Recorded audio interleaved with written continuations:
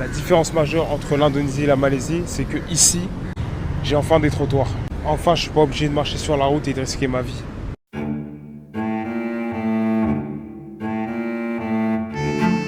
Kalau kita tengok video tadi, mungkin ada yang tertanya-tanya, kenapa dia react macam tu?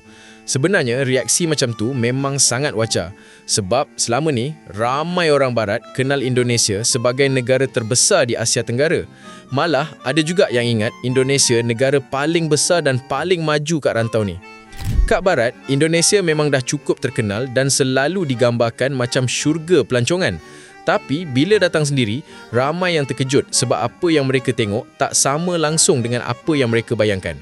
Dari jalan raya yang rosak sampailah sistem pengangkutan yang kurang memuaskan, ramai orang barat yang terkejut dengan keadaan tu.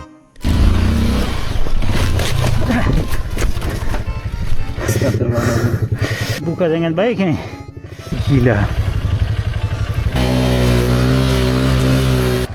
Kita dapat jalan paling parah sampai sekarang.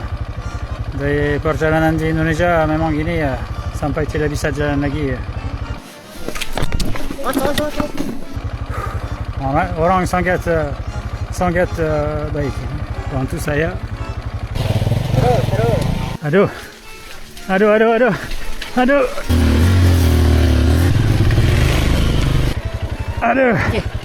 Serius. Terlalu parah ini. Tidak bisa sendiri ya.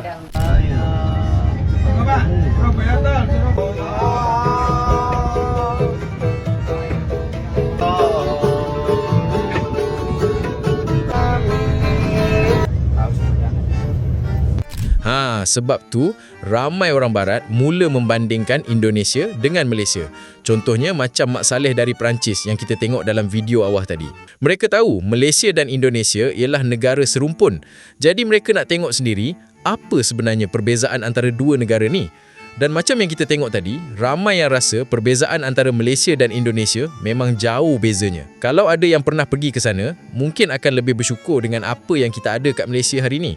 Dari segi pembangunan je pun, masih ada banyak projek yang tak berjalan seperti yang sepatutnya.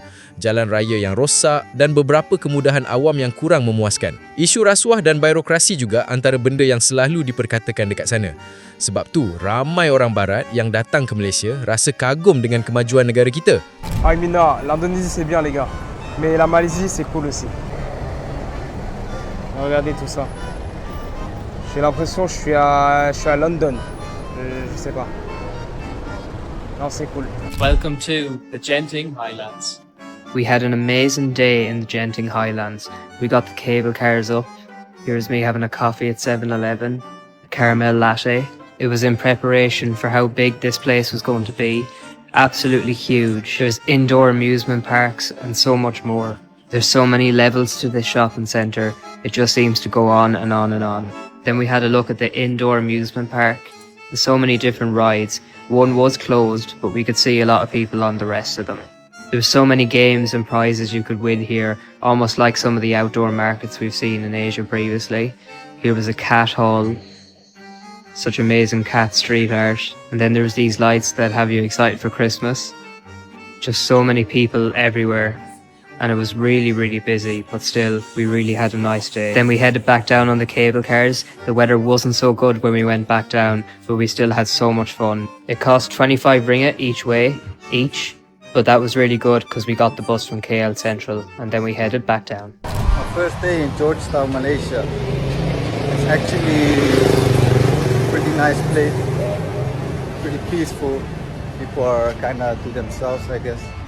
But there's a lot of nice things to explore. It's a lot of old, bit Cuban style buildings, Indian style buildings as well. It's really hot.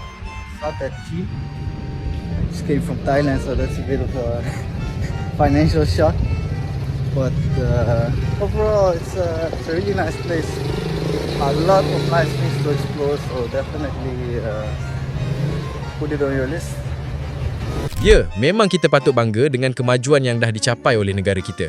Dari segi birokrasi, kebersihan, perkhidmatan awam, sampailah kemudahan kesihatan, ramai pelancong luar mengakui pengalaman mereka di Malaysia memang sangat positif. can I just say it is so amazing to be living in Malaysia because the healthcare is the best. It's affordable. My dentist didn't even charge his fees to me today. Sometimes they waive their consultation fees. Like, which country does that? Yeah, I just want to say that we do not give credit to professionals like dentists or engineers, and it's not even like an in thing. And forget about the in thing, but I'm just saying that it's not romanticized enough. We often think like, what would be the best job that earns us the best money?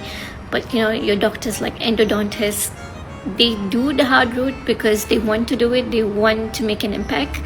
And yeah, nobody is really like talking about them. And I feel like we should give more credit to this profession. Semua ni menunjukkan yang negara kita sebenarnya masih lagi underrated di mata dunia. Kalau Malaysia terus giat dipromosikan dan semakin ramai pelancong datang bercuti ke sini, tak mustahil satu hari nanti negara kita boleh jadi antara ikon utama pelancongan di Asia Tenggara.